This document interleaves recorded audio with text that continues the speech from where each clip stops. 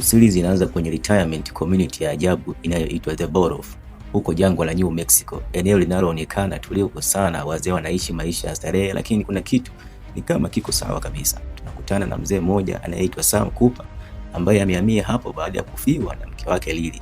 Sam bado ana maumivu ya kumpoteza mke wake na anajaribu kuanza maisha mapya. Baada ya kuhamia kwenye mji huo, Sam anaanza kugundua mambo ya ajabu. Siku moja Sam anashuhudia kifo cha moja ya jirani yake aitaye Jack, akiwa amebanwa na kiumbe cha ajabu mithili kama ya buibui mkubwa sana mwenye sura ya kutisha. Hapo ndipo Sam anagundua siri nzito ya mji huo na kuanza kuchunguza zaidi. Ndipo Sam anaungana na baadhi ya wazee wengine kama Judy, Renee, Wally pamoja na Art ili kuchunguza kinachoendelea katika mji huo.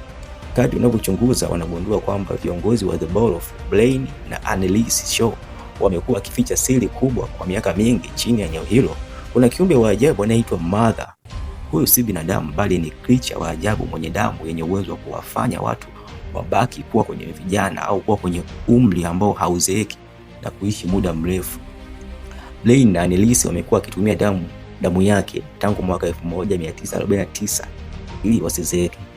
Tatizo ni kwamba ili Mother aendelee kuishi, wanahitaji kuwatoa sadaka wakazi wa The Borough, na sadaka pekee ni brain fluid ambayo huwa viumbe hao wananyonya wakati ukiwa umelala. Hapo ndipo Sam na kundi lake wanagundua kuwa retirement community yote ilikuwa ni kama mtego tangu mwanzo inapoanzishwa, kwamba lengo kuu ni kuwatumia wazee ambao wanakaribia kufa na kunyonya zile brain fluid zao ili wao waendelee kuwa bado vijana. So wakati huo Sam anaanza kuwa na connection ya kipekee na Mother kwa sababu ya huzuni aliyokuwa nayo baada ya kumpoteza mke wake. Anaweza kusikia au kuona mambo ambayo wengine hawawezi. Mother anaanza kuwasiliana naye na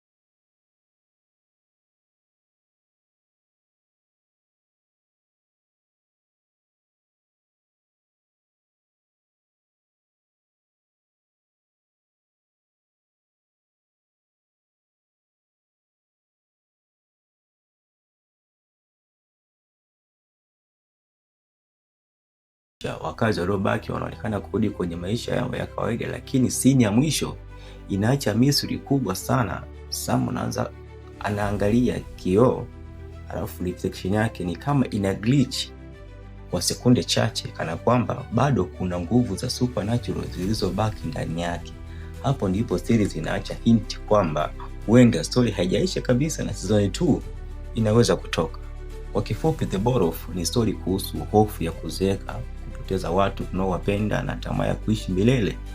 Ila tofauti kubwa ni kwamba heroes wa hii story si vijana kama kawaida ambao tumezoea kwenye movies au series zingine, bali ni wazee waliokaa kwa kuwa kama victims kwenye matukio haya. Na kama bado hujaiwatch hii series, na recommend ukaicheck. Highboy ina pace nzuri, comedy kidogo, mystery za kutosha na dark horror pia. Hii ni series ina vipande 8 ikiwa complete kabisa. And until next time, ciao.